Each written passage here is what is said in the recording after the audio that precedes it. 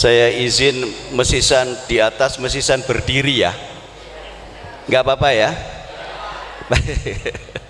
Ben ketok sampai mburi kono. Assalamualaikum warahmatullahi wabarakatuh. Selamat pagi, salam sejahtera, salam bahagia dan salam sehat untuk kita semuanya, amin. Bismillah, alhamdulillah, wassalatu wassalamu ala rasulillah wa ala alihi wa sahbihi alladhina tamassaku bil kitabi wa sunnati ila yaumil qiyamah. Amma ba'du, ja'alanallahu wa iyyakum minal aidinal faizin. Taqabbalallahu siyamana wa siyamakum kulla amin wa antum bi khairin, amin ya rabbal alamin.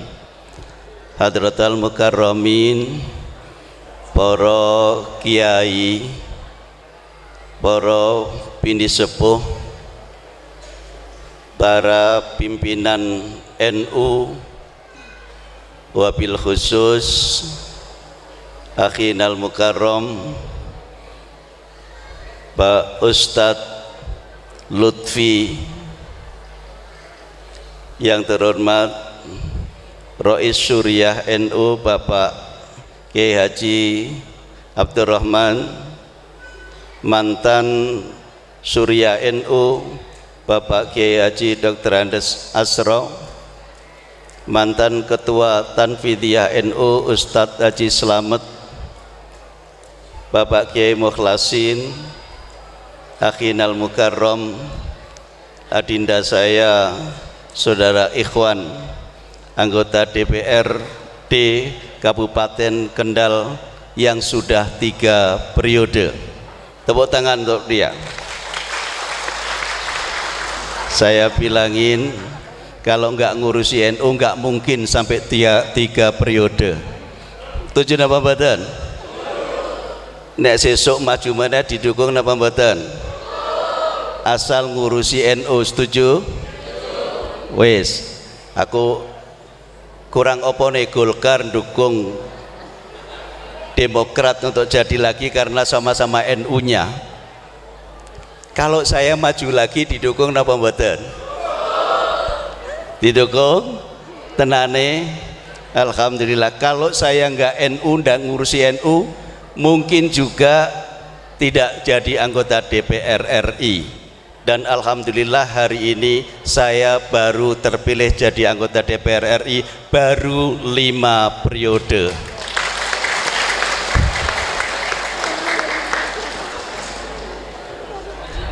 Yang terhormat hadirin dan hadirat yang berbahagia, dan ini juga harus saya sebut, pimpinan muslimat PAC Pageruyung, pimpinan muslimat pimpinan fatayat PAC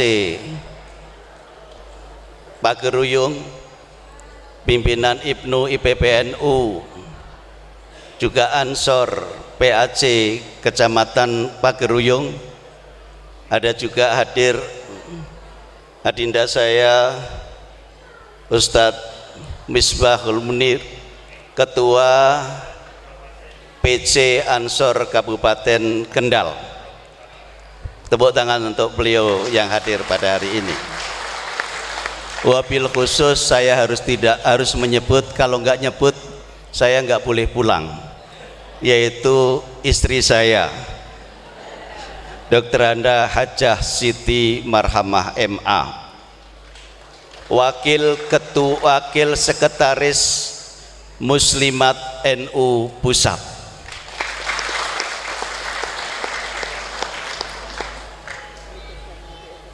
Hadirin dan hadirat yang berbahagia, ini adanya hanya hadirin saja, karena hadirin itu artinya hadir in, hadir out nggak ada. Syukur alhamdulillah kehadirat Allah Subhanahu wa taala. Pada pagi hari ini kembali saya bisa bersilaturahim dengan Bapak dan Ibu sekalian Nahdiyin dan Nahdiyat khususnya di Kecamatan Pageruyung ini. Saya bilang kembali karena seingat saya dulu pernah juga halal bihalal di sini, mungkin 3 tahun yang lalu ya. Ketuanya masih Pak Slamet ya. Waktu itu ada di sini, bahkan lebih pagi lagi. Saya ingin memberikan apresiasi kepada warga NU Pageruyung yang luar biasa semangatnya. Bisa penuh sekali, yang laki-laki dan perempuan pas sekali, seimbang. Sampai sana penuh, sampai sini, yang sebelah sini juga penuh, luar biasa. Kemudian juga saya ingin memberikan apresiasi kepada NU Pageruyung yang proses regenerasinya berjalan dengan baik. Waktu itu dipimpin Mas Slamet, sekarang dipimpin Ustadz Lutfi. Dalam rentang waktu hanya 2 tahun dan masa pandemi, alhamdulillah bangunan ini kokoh berdiri dengan tegaknya. Tadi juga beliau menceritakan akan ada bangunan yang lainnya.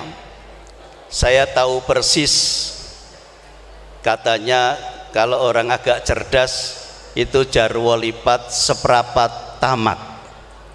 Kalau Pak Lutfi ngoyok saya suruh ke sini, saya tahu maksudul a'dhamnya.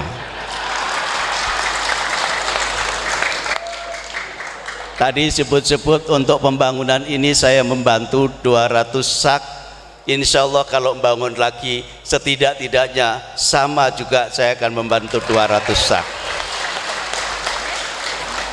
Karena saya tahu kalau orang cerdas ngomong seprapat sudah paham apa maksudnya.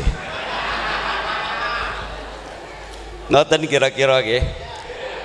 Tapi kalau wong rak cerdas ngomong 10 pahami cuma loro. Ini ngomong seprapat insya Allah sudah paham 10 tamaman, itu sempurna. Itu diajari sama Pak Kiai Asro, katanya kalau di Tegalrejo sana kok ngoten nggih Pak Kiai. Bapak-bapak juga saya harus sebut ini Pak Lurah apa namanya, Seser ya, Parakan Jembaran. Ini juga adalah kader NU dan hari ini dimasukkan sebagai salah satu pengurus MWC NU Pageruyung. Bapak-bapak dan saudara-saudara sekalian yang saya hormati, sebelum saya ngomong nanti tentang halal bihalal sekaligus membangun rasa patriotisme dan rasa kebangsaan, rasa-rasanya nggak arif kalau saya nggak kenal dulu jenengan sama saya.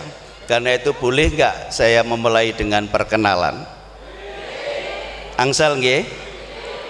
Baik. Nama saya Ahmad Mujib. Rahmat itu bapak saya. Saya asalnya dari Kaliwungu. Ibu saya orang Kaliwungu, bapak saya orang Semarang. Kalau disebut berarti saya asli Kendal. Yang kedua, kecil saya tinggal di Kaliwungu, mesantren juga di Kaliwungu. Agak besar sedikit saya belajar di Lirboyo, di Pondok Pesantren Lirboyo Kediri, tamat tahun 81 ketika jenengan mungkin belum dibuat sama orang tuanya. Kemudian saya kuliah di S1-nya di Fakultas Syariah Perguruan Tinggi Ilmu Al-Quran di Jakarta. Karena saya di PT IKI, saya juga wajib menghafal Al-Quran. Dan alhamdulillah sarjana selesai, Al-Quran 30 juz alhamdulillah juga selesai. Lalu saya ngajarnya waktu jadi guru itu di tempatnya Bapak Dr. Kiai Haji Idham Khalid. Pasti yang di depan ini kenal betul siapa beliau. Pak Idham itu adalah Waperdam, jadi wakil Perdana Menteri sekaligus juga Ketua DPR RI dari NU. Alhamdulillah saya ngajar sebentar, hanya 4 tahun ketika saya masih mahasiswa. Lalu kemudian setelah sarjana saya dipercaya untuk ngajar di Perguruan Tinggi Ilmu Al-Quran, juga ngajar di Institut Ilmu Al-Quran. Kalau di PT IKI itu seluruhnya mahasiswanya laki-laki.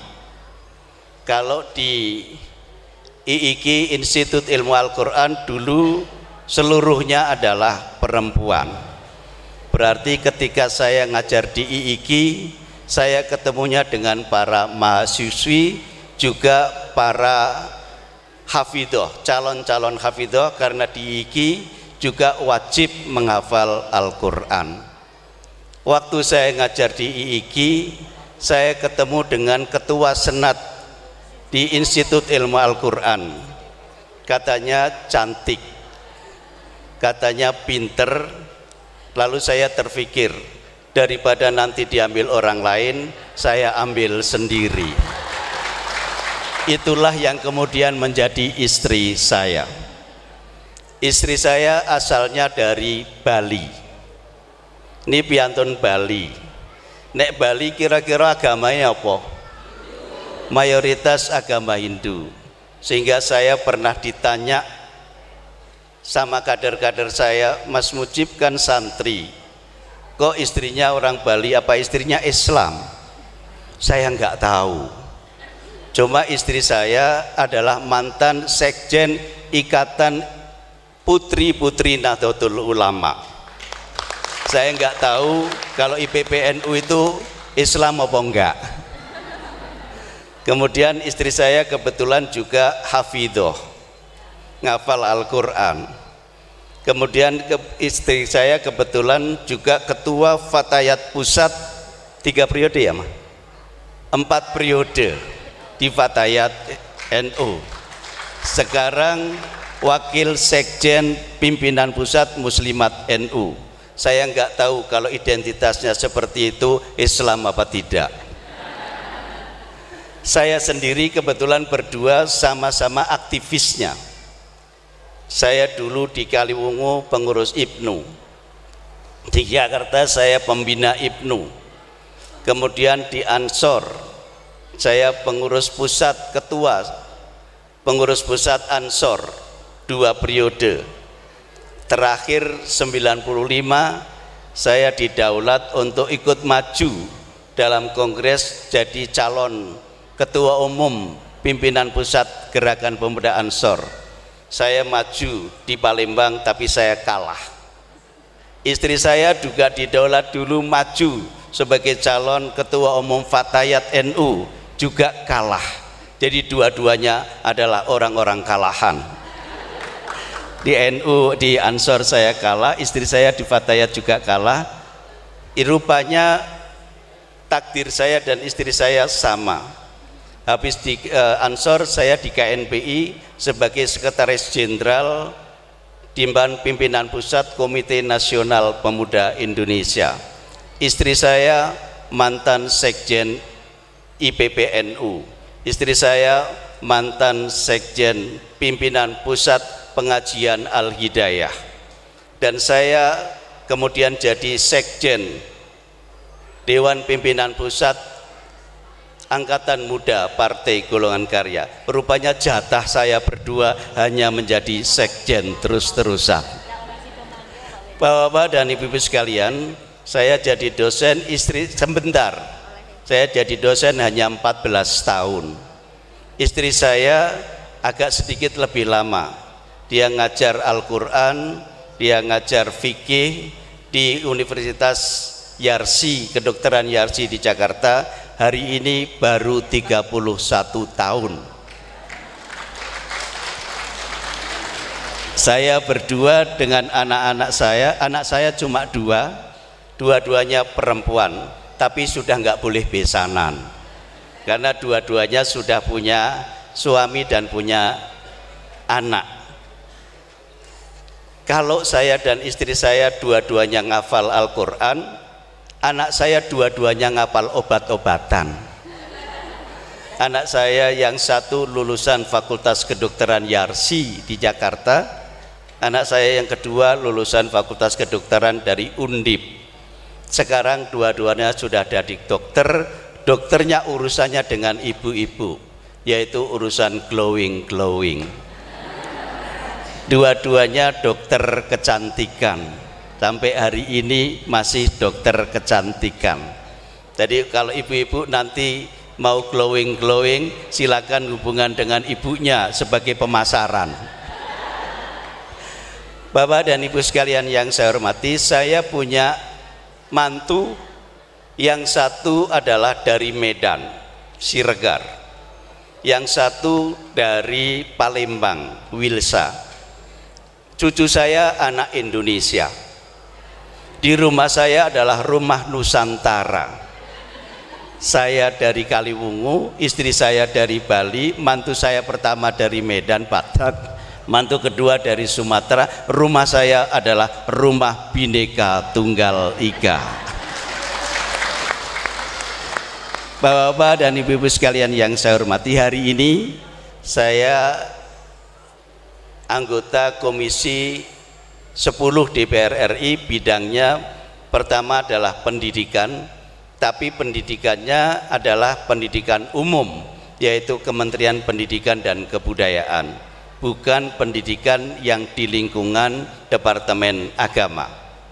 Yang kedua adalah pariwisata dan ekonomi kreatif.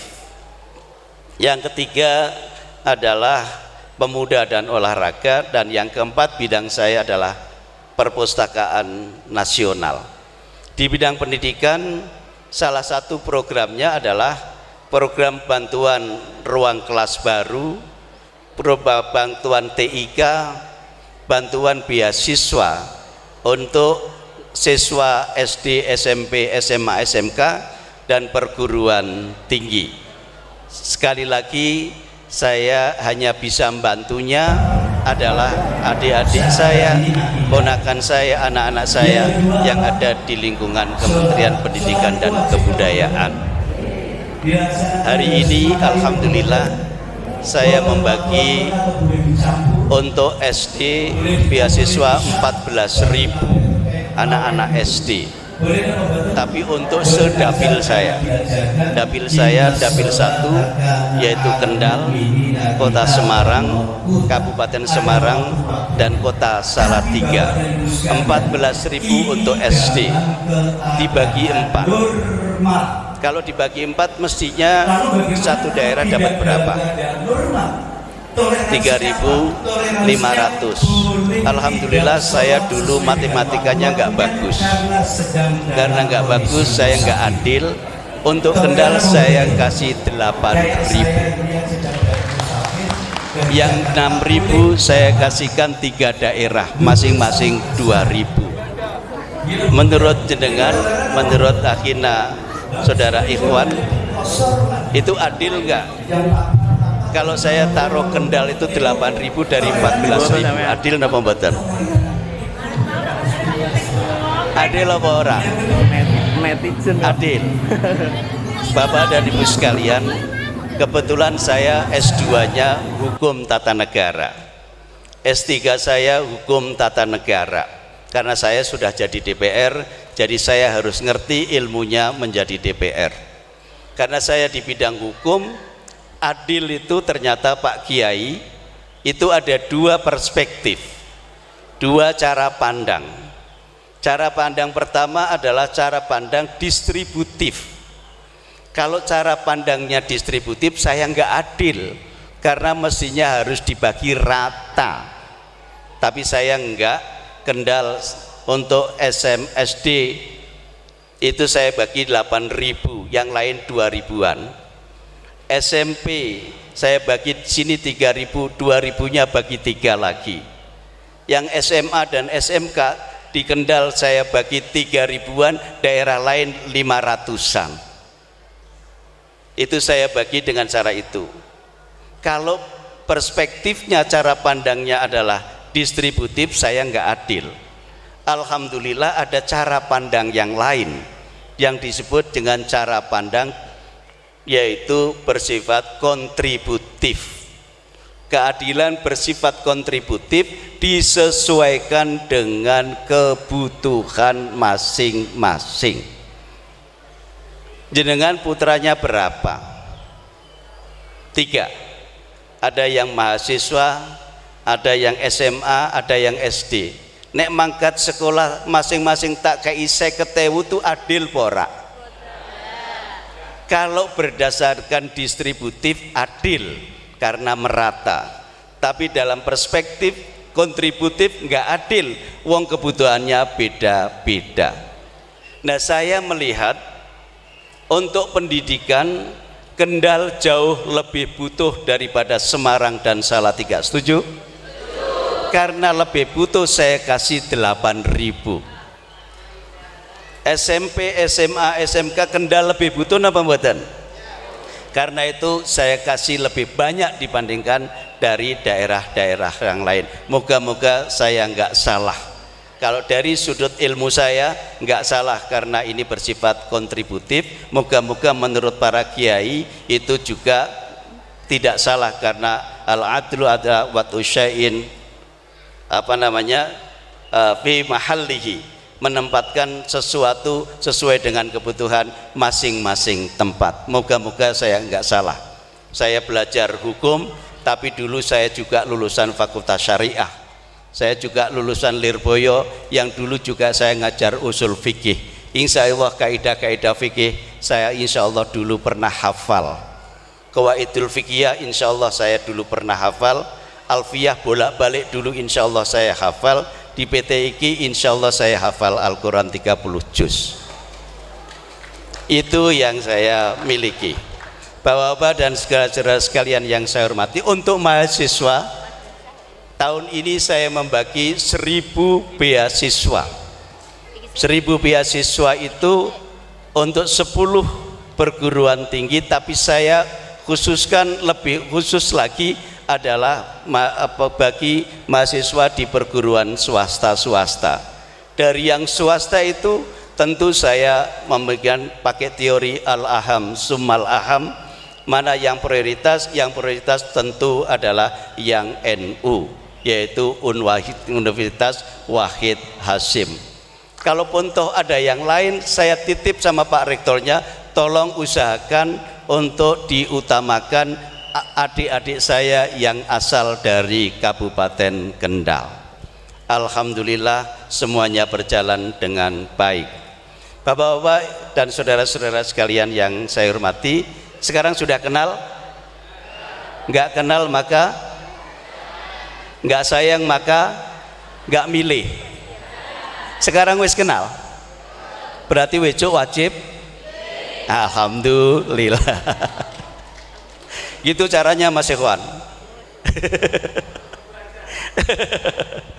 Baik, Bapak dan Ibu sekalian yang saya hormati, hari ini kita masih dalam suasana Idul Fitri.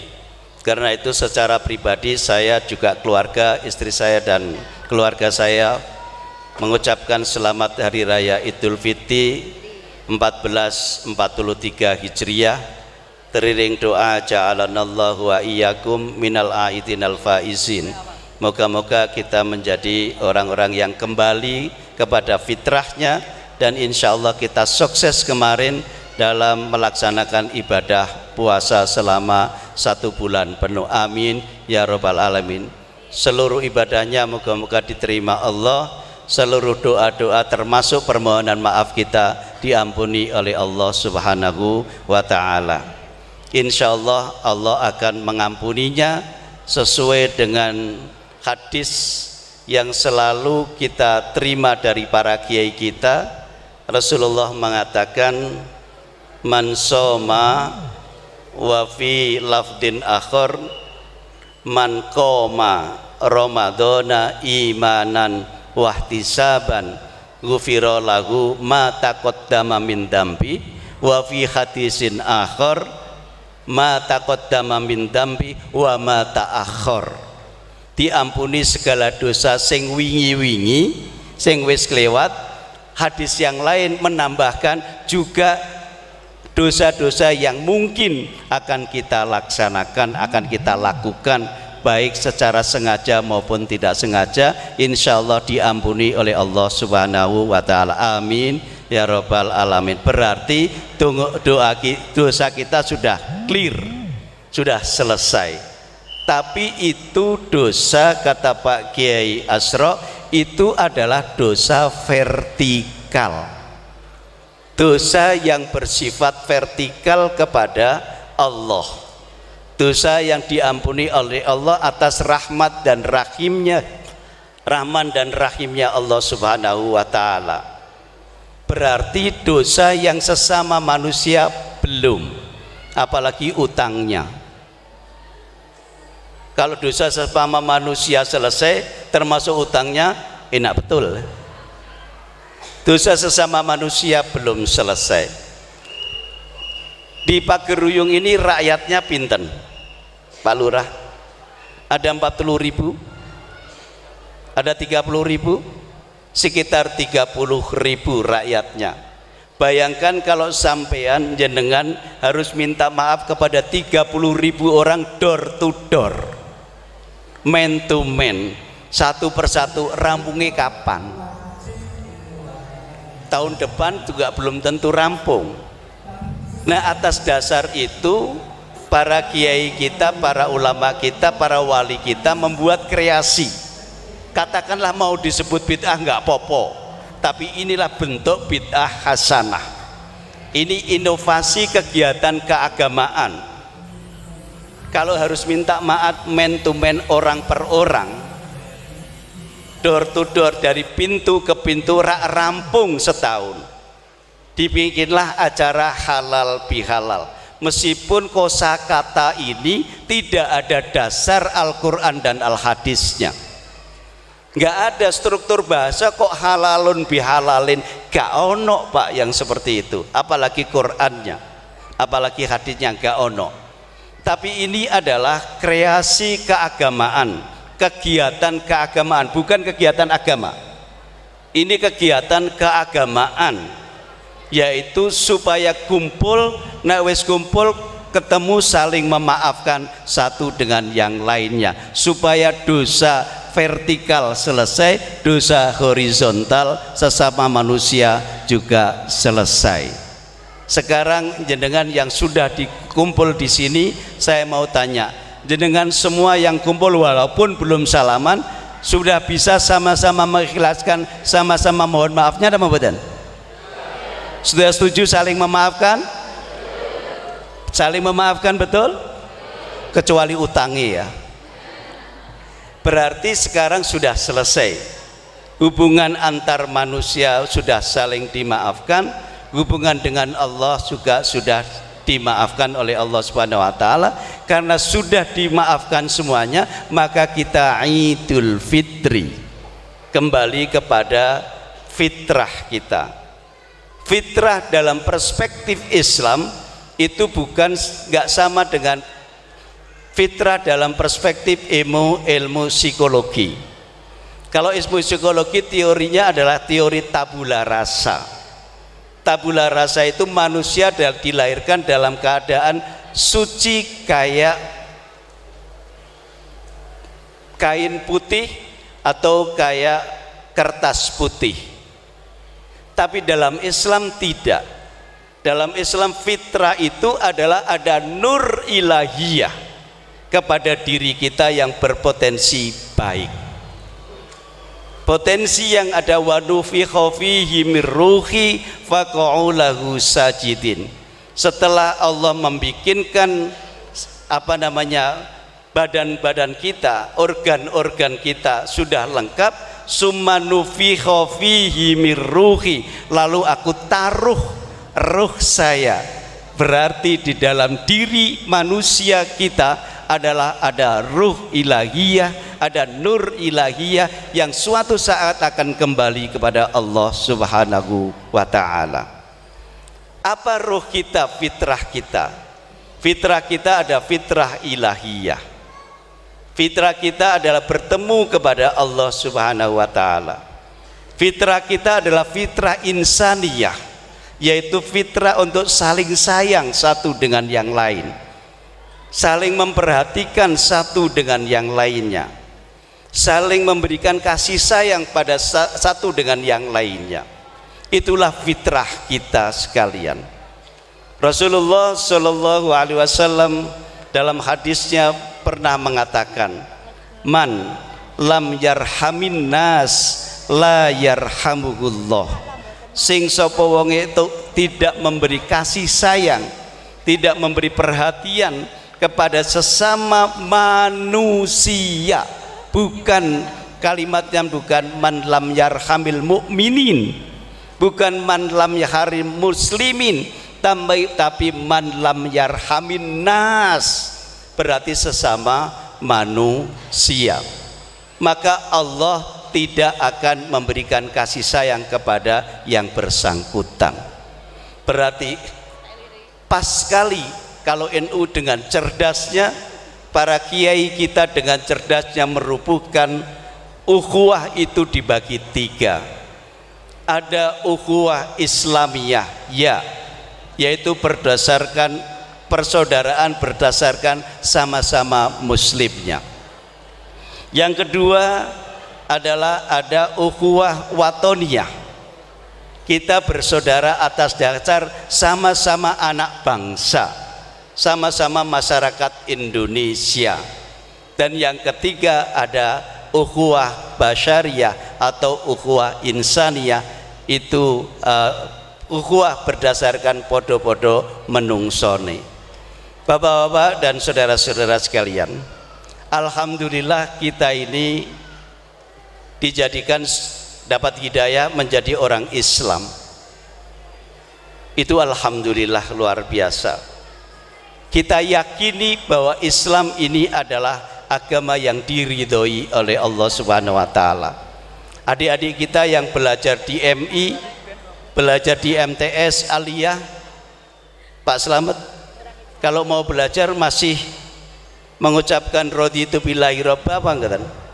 Masih raditu billahi robba, aku rela Gusti Allah, Allah menjadi Tuhan kita. Wabil islami tidak, dan saya rela Islam menjadi agama saya. Wabi Muhammadin nabiyya wa rasulah, kita rela, kita sadar bahwa Nabi Muhammad adalah Rasulullah dan Nabi kita. Ada yang dilanjutkan dengan Rabbi zidni ilma warzuqni fahma. Itu artinya adalah pernyataan sikap, pernyataan deklarasi bahwa saya mengakui Allah Tuhan kita, mengakui Islam adalah pilihan agama kita, mengakui Nabi Muhammad adalah Nabi kita. Karena di Al-Qur'annya memang mengatakan inna dina indallahil Islam, agama yang diridhoi Allah adalah agama Islam. Ayat yang lain Allah menyatakan a'udzubillahi minasyaitonir rajim wa may yabtaghi ghairal islami dinan fala yuqbala minhu wa huwa fil akhirati minal khasirin. Sing sapa wong ngambil agama di luar agama Islam, maka dia tidak diterima oleh Allah dan kelak akan menjadi orang-orang yang merugi. Para khotib, Pak Kiai Mukhlisin, Pak Kiai Lutfi, Pak Kiai Abdurrahman, Pak Kiai Asro, dan kiai-kiai yang lain, kalau khutbah itu pasti ada pesan dari khotib, wasiat dari khotib yang menyebutkan ittaqullaha haqqa tuqati wala tamutunna illa wa antum muslimun. Jangan sampai meninggal kecuali dalam keadaan muslim. Kita syukuri sebagai orang Islam, tapi pertanyaannya kita hidup di mana? Kita hidup di Indonesia. Indonesia oleh Allah kodratnya adalah negara ini heterogen, bukan negara homogen. isinya itu syu'uban wa qabaila, berbeda-beda suku, berbeda-beda bahasa, berbeda-beda budaya, berbeda-beda agama. Ada 6 agama di Indonesia. Lalu bagaimana sikap kita yang Islam tadi? Ya, itu wajib menjadi keyakinan kita, tapi keyakinan kita tidak boleh kita paksakan kepada orang lain. Sing ngajari sopo Pak Mujib? Yang ngajari Al-Quran lagi. Qurannya mengatakan apa? A'udzubillahi minasyaitonirrajim, la ikraha fiddin. Tidak boleh ada paksaan dalam hal agama. Di surat yang sampean hafal betul karena sudah langganan, yaitu surat Al-Kafirun, lakum dinukum waliyadin. Agamamu agamamu, agamaku agamaku. Jelas tegas. Tapi apa enggak boleh berdakwah Pak Mujib? Wajib.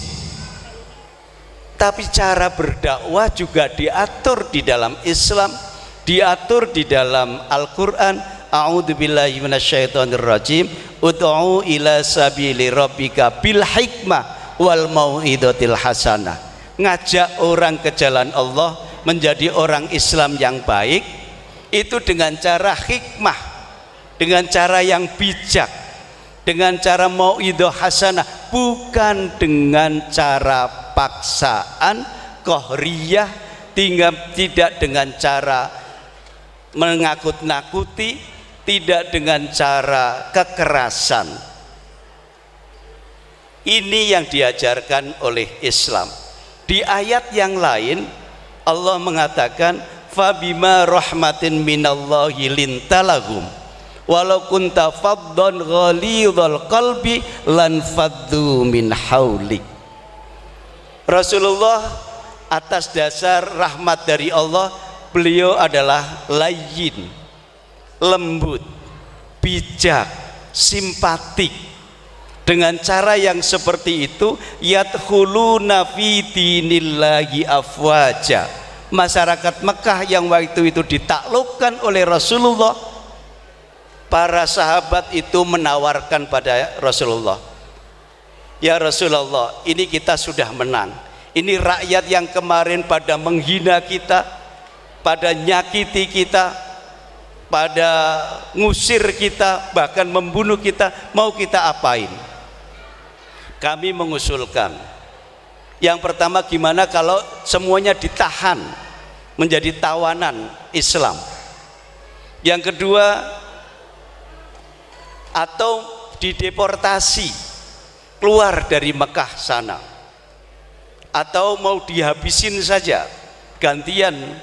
Dulu dia menyakiti kita, dulu mereka membunuh kita, gimana kalau dihabisin langsung? Rasulullah berdiri dengan tegasnya, tidak semuanya. Rasulullah berpidato, kalian semuanya hari ini adalah Fathu Makkah. Mekah di bawah kepemimpinan Islam. Jenengan semuanya yang beragama Yahudi, beragama Nasrani, beragama Majusi, beragama Zoroaster dan lain sebagainya, silahkan memilih. Kalau mau ikut saya, masuk ke Islam.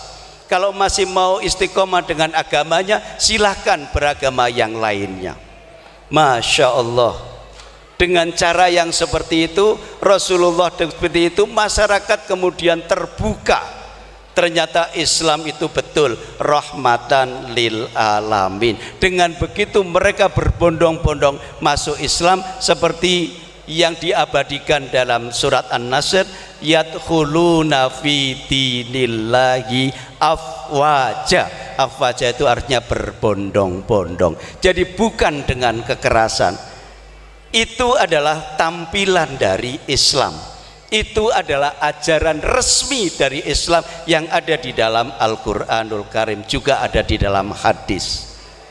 Bapak-bapak, ibu-ibu sekalian yang saya hormati, sedikit lagi saya ingin sampaikan tambahan. Islam itu agama yang rahmatan lil alamin. Wa ma arsalnaka illa rahmatan lil alamin, bukan lil muslimin. kalimatnya, bukan lil mukminin kalimatnya. Artinya rahmat bagi tidak hanya orang Islam tetapi juga pada seluruh umat manusia, bahkan kepada seluruh makhluk Allah yang lainnya. Flora dan fauna tidak boleh kita sembarangan merusak lingkungan, tidak boleh kita memanfaatkan lingkungan kita sak penake dhewe. Wala tufsidu fil ardi ba'da islahiha. Setelah ekosistem ditata oleh Allah dengan baik, tidak boleh dirusak oleh jenengan semuanya. Pak Kiai yang ngajari fikih itu ayam-ayam kita dibeli dengan uang kita, halal napa mboten? Halal. Boleh disembelih napa mboten? Waktu disembelih boleh nggak pakai pisau yang ketul? Nggak boleh, Pak. Itu ayam. Lah kok sekarang ono wong tua bunuh anaknya, anak bunuh wong tuane, suami bunuh istrinya, istrinya juga ada yang berani memutilasi suaminya. Lho ki opo yang kayak gini ini? Di Islam mengajarkan rahmatan lil muslimin, rahmatan lil mukminin, rahmatan lil alamin, bahkan rahmatan kepada semua makhluk Allah. Itu yang diajarkan Islam. Yang kedua, Islam itu toleran luar biasa. Toleransi Islam itu apa? Ada toleransi kepada diri sendiri, kepada Islamnya sendiri, dan ada toleransi kepada orang di luar Islam. Ayo kita perhatikan lagi. Bapak dan Ibu sekalian, masih hafal rukun Islam? Masih Islam? Masih apa napa mboten? Rukun Islam pinten, Bu? Bapak, yang nomor satu apa? Syahadat, ini akidah. Yang kedua apa? Sholat. Sholat niku wajib napa mboten? Dilaksanakan harus 5 kali napa mboten? Wonten waktu-waktune atau boleh dicampur? Boleh dikumpulin isya bareng kabeh terus kayak traweh gitu? Boleh napa mboten? Mboten angsal, karena diajarkan inna sholata kanat 'alal mu'minina kitaban mauquta. Ada waktu-waktunya. Tapi Bapak dan Ibu sekalian, ini dalam keadaan normal. Lalu bagaimana kalau tidak dalam keadaan normal? Toleransinya apa? Toleransinya boleh tidak sholat sesuai dengan waktu-waktunya karena sedang dalam kondisi musafir. Toleran apa mboten niku? Kayak saya ini yang sedang dari musafir dari Jakarta, boleh jamak duhur sama asar. Gini apa mboten? Niku toleran apa mboten? Habis itu jamannya dikosor lagi. Yang papat-papat dadi loro-loro. Niku toleran apa mboten? Toleran. Niku loh kados niku Islam. Yang kedua, rukun Islam yang ketiga nopo? Zakat. Zakat itu apa? Semua sampean itu wajib zakat? No, tidak. Zakat itu ada ketentuan nisabnya, ketentuan ukurannya. Luar biasa adilnya Islam itu.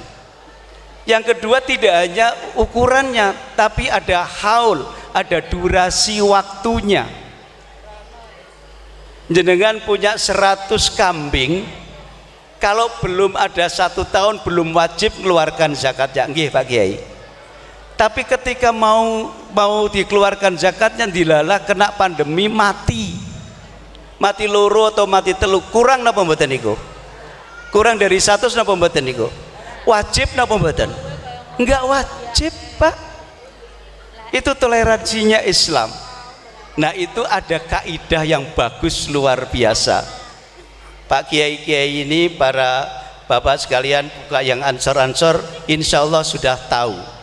Idza tasa'a doko wa idza doko ittasa'a. Kalau pagi longgar, lagi bagus, rezekinya lagi banyak sekali, maka doko menjadi sumpek, menjadi rupek, wajib mengeluarkan zakatnya.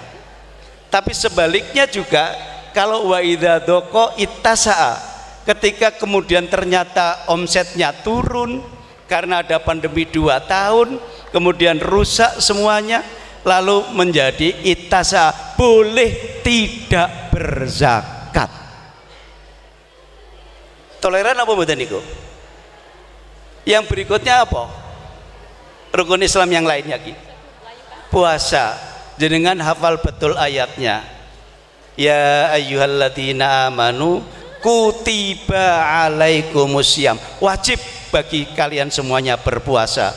Kama kutiba alal ladzina min qablikum la'allakum tattaqun. Ayat belum selesai, rukhsah sudah turun. Toleransi sudah turun. Puasa tadi wajib bagi dalam keadaan yang normal. Tapi faman kana minkum maridon au ala safarin fa'iddatun min ayyamin ukhor. Ning nek jenengan lagi sakit atau jenengan lagi dalam perjalanan, boleh tidak puasa dan nanti diganti pada waktunya. Toleran apa mboten niku? Luar biasa Islam yang seperti ini. Yang terakhir haji sudah pasti, karena adalah istitoah bagi mereka yang mampu, keadaannya yang memungkinkan, rizkinya yang lagi ada dan sebagainya. Itu betul-betul dalam keadaan yang toleransi yang luar biasa. Ini Islam tampilannya seperti ini. Kalau kepada orang lain, lakum dinukum waliyatin, lana a'maluna walakum a'malukum. Nah kalau sudah kayak gini, loh kok ada Islam yang senengnya maksa orang lain, ngafir-ngafirkan orang lain, bid'ah-bid'ahkan orang lain. Kata Pak Samsul, kalau ada yang seperti itu tolak saja, karena itu bukan ajaran Islam.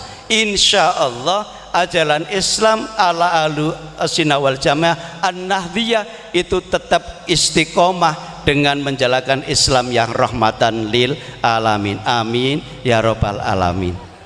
Paling akhir tadi jenengan menyanyikan lagu Indonesia Raya dengan luar biasa semangatnya.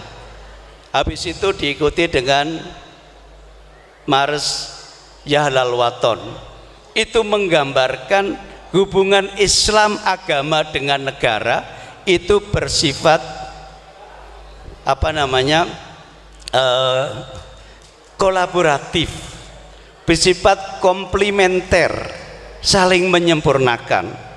Agama Islam kalau tidak ada pemerintahan, mungkin yang ngatur nikah sopo, yang ngatur haji sopo, yang ngatur zakat ada lazis siapa, dan lain sebagainya. Sebaliknya negara kok nggak duwe agama, siapa yang ngajari akhlakul karimahnya, siapa yang menjaga nilai norma-norma kemanusiaannya. Karena itu NU itu berada pada posisi yang kolaboratif seperti itu. NU lahir untuk dua tujuan secara paralel, secara langsung. Satu, syiar Islam ala ahli sunnah wal jamaah an-nahdiyah. Di satu sisi adalah NU menjaga NKRI menjadi semakin kokoh, Indonesia semakin rukun, semakin damai dan sebagainya. Anak-anak Ansor Fatayat kalau ada sebutan NKRI jawabnya apa?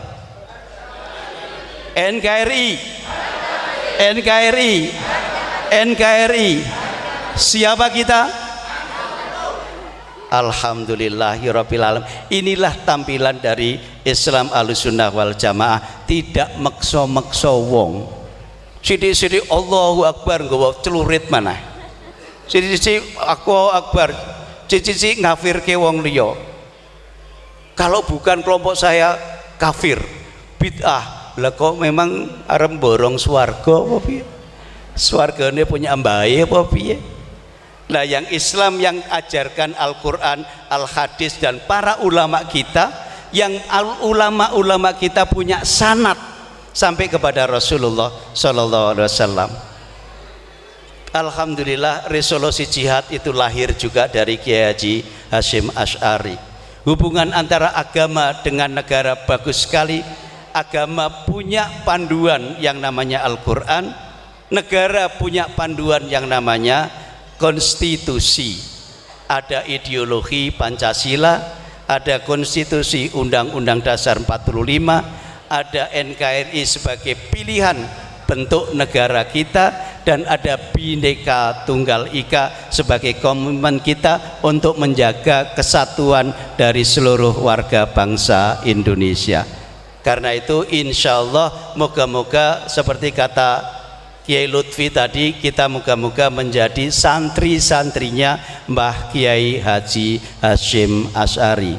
Amin ya robbal alamin. Kalau masuk surga kita ikuti, kita pegang sarungnya Mbah Hasyim Asy'ari, insya Allah ja'alanallahu wa iyyakum minal aidin al faizin.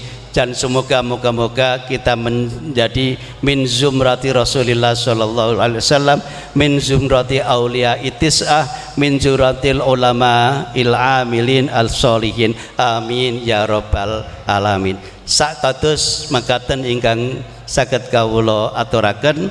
Saya juga mohon maaf sekali lagi kalau agak ndlewer-ndlewer. Saya ingin tegaskan, saya tidak nasihati jenengan, saya tidak memberikan tausiah. Saya nggak punya kelebihan kecuali satu, yaitu lebih tua dari jenengan semuanya. Karena itu saya mungkin bisa jadi punya pengalaman yang sedikit lebih banyak dari adik-adik saya yang masih di Fatayat, masih di Ansor, masih di Ibnu, masih di PPNU semuanya. Saya kira itu yang ingin saya sampaikan. Sekali lagi matur suwun, kita sudah kenal.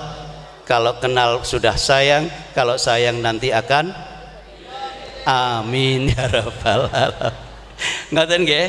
Matur suwun, mohon maaf, ihdinas siratal mustaqim, wallahul muwaffiq ila aqwamit thoriq. Wassalamualaikum warahmatullahi wabarakatuh. Dan saya mohon izin untuk pamit pindah ke acara yang lainnya, dan habis itu saya sudah disusul istri supaya cepat-cepat pulang karena hari ini sudah hari yang ke-10 saya ada di daerah pemilihan saya, terutama di Kabupaten Kendal. Sudah 10 hari saya meninggalkan istri saya, kasihan nanti jangan-jangan saya tidak boleh masuk rumah lagi. Matur suwun. Wassalamualaikum warahmatullahi wabarakatuh. Waalaikumsalam warahmatullahi wabarakatuh.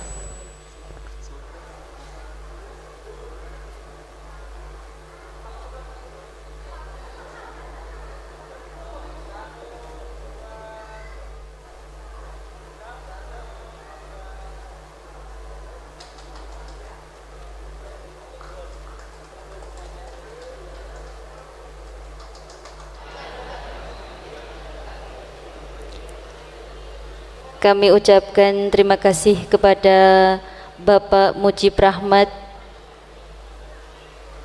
Sugeng Kundur, semoga selamat sampai rumah kembali.